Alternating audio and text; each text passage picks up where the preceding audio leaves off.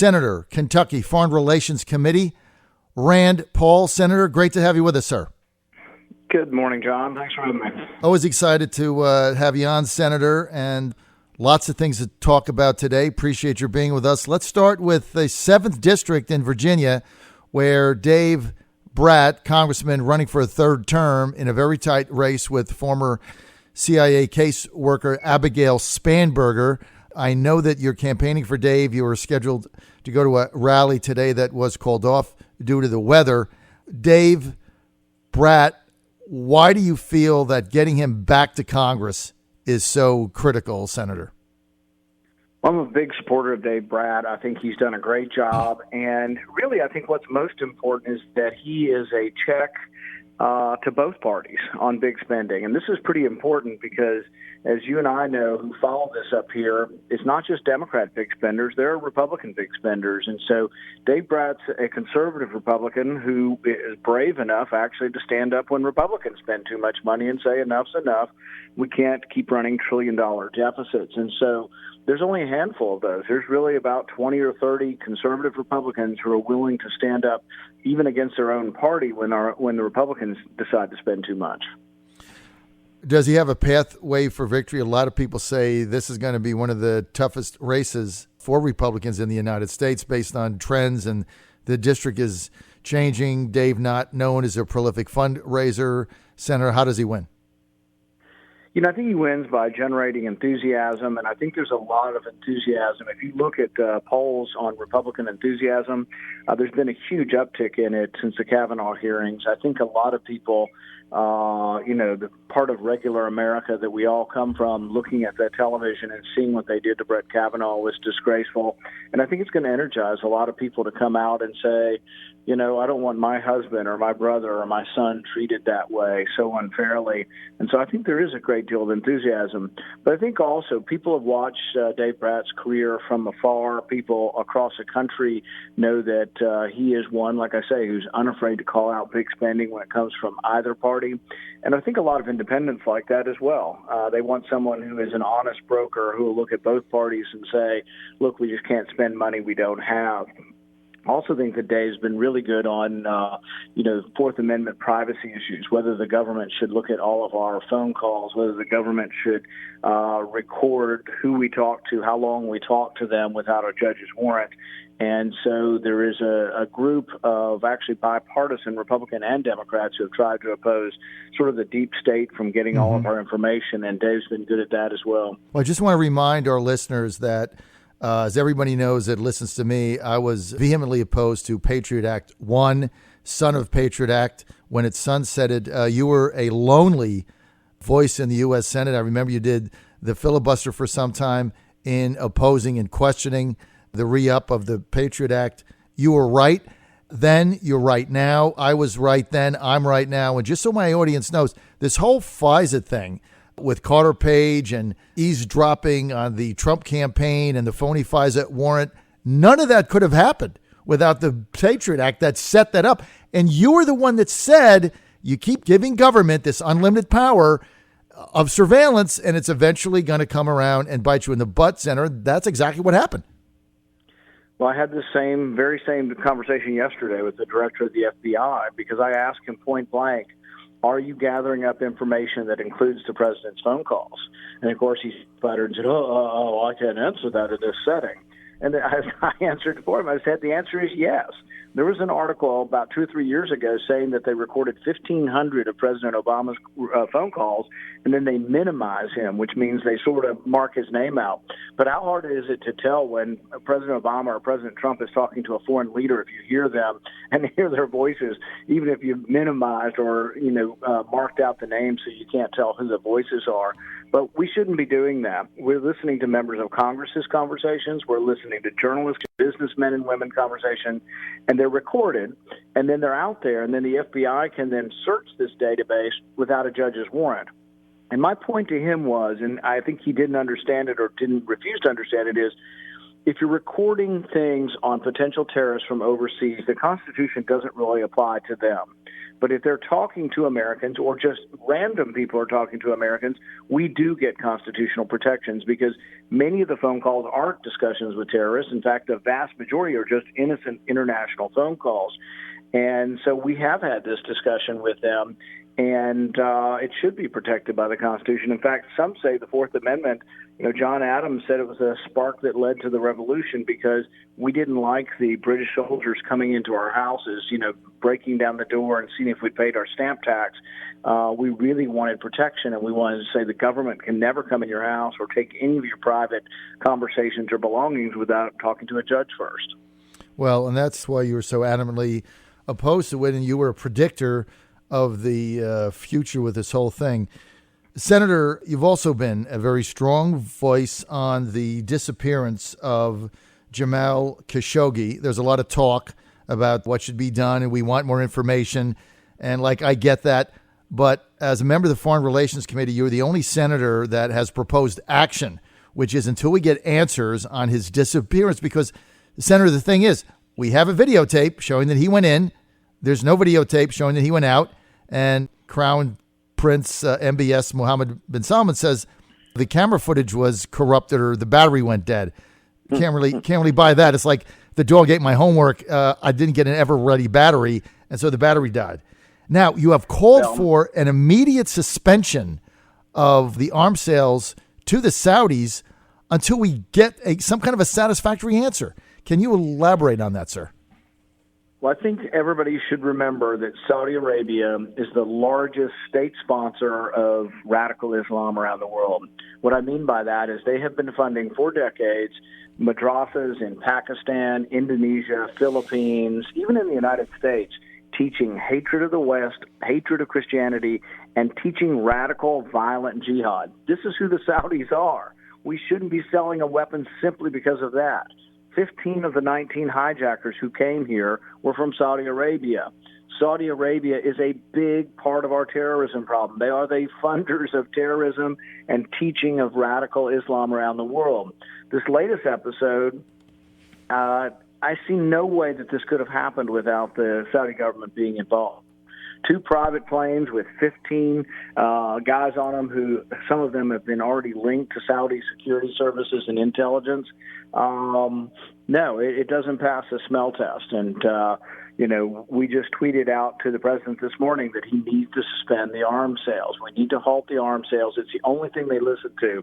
In addition to them killing a journalist, there have been tens of thousands of civilians killed in Yemen.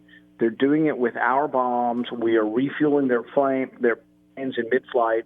And 2 weeks ago or 3 weeks ago, they killed a school bus full of children. 50 school children were killed.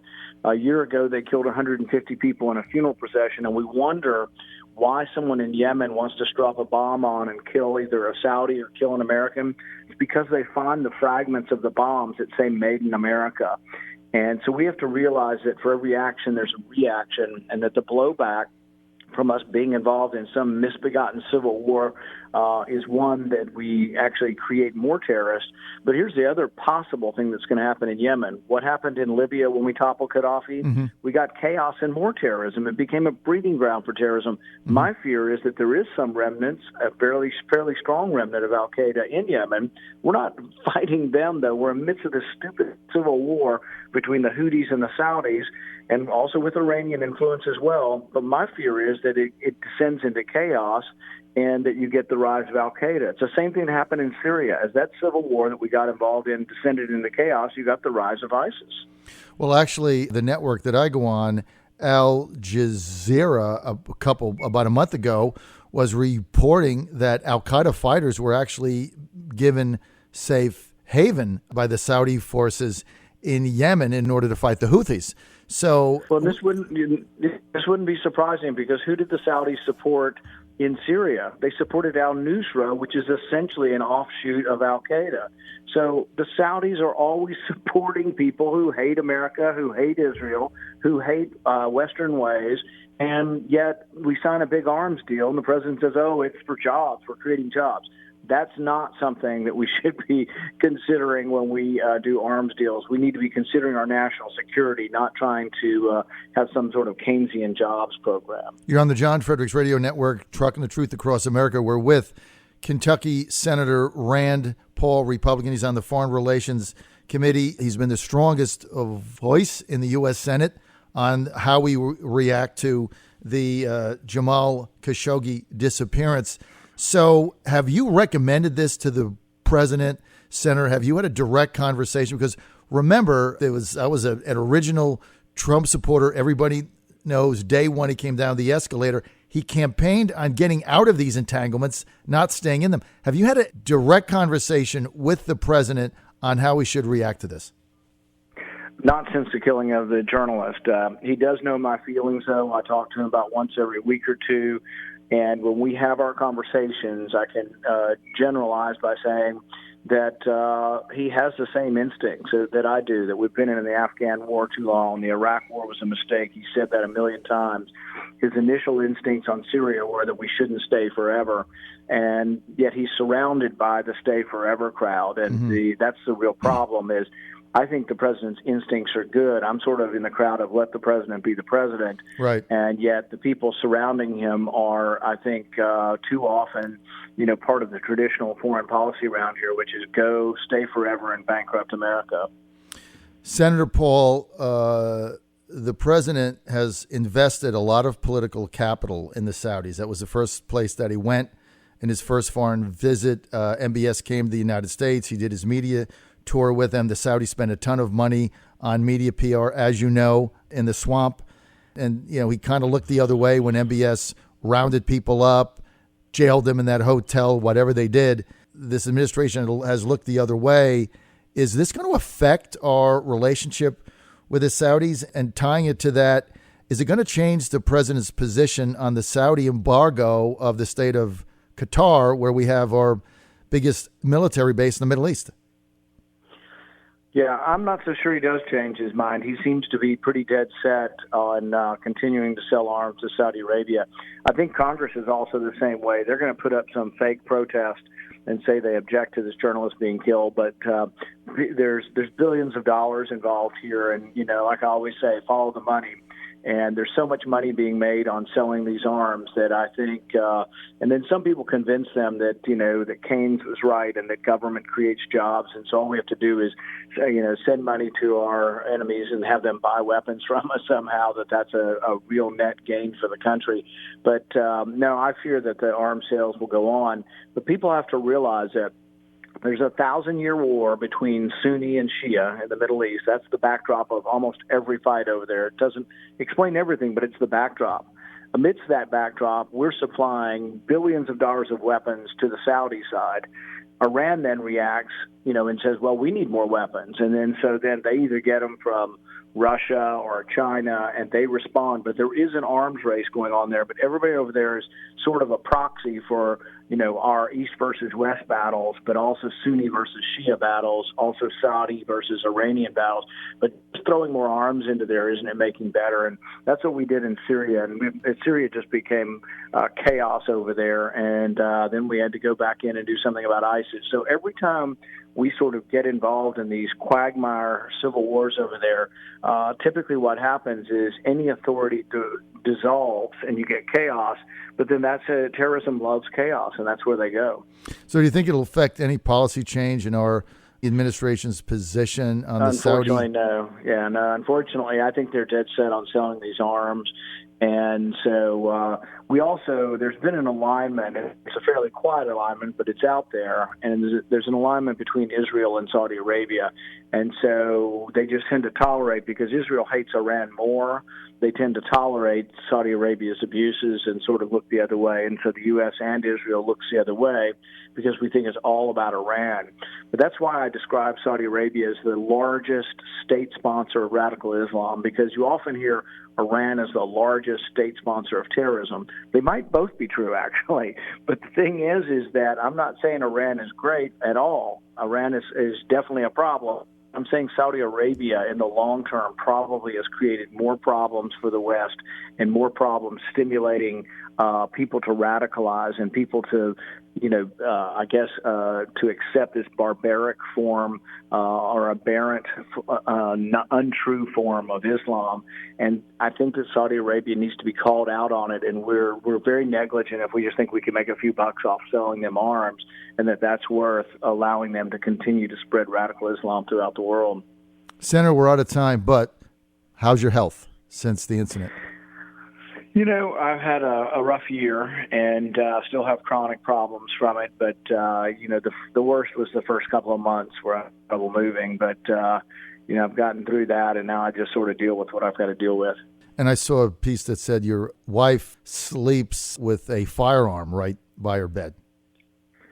We're concerned about the violence and the potential for violence out there. I was at the ball field, and then I was also attacked at home from behind without warning and without any chance to defend myself. And so, yes, we are worried about violence. We've had to upgrade our security. We now have, in addition to security, in addition to police patrols, we also are armed as well. And it's a sad state of affair, but I think with Democrats saying, get up in their face, the Democrats need to realize that there are unstable, violent people with anger issues. They're out there. People have to realize this. There are people in every community who have been disciplined at work, who have been kicked out of restaurants, who are not the kind of people you want to be around because there's something wrong with them. They can't control their rage. They are in every community. We do not want to be inciting them and encouraging them to take their anger and stick it up in the face of their legislator, because one of them is going to react in an angry way. We've already had the shooting at the ball field where Steve Scalise was almost killed. So I've seen these angry people, and believe you me, we don't need to be encouraging it. Senator, thank you for your time. We really appreciate your being with us today. And unfortunately, I do share your view that there'll be an investigation. At the end of the day, there'll be a lot of jumping up and down, but no policies will probably change vis-a-vis the Saudis. Thanks, John. Thanks for having me on. All right, sir. Thank you so much.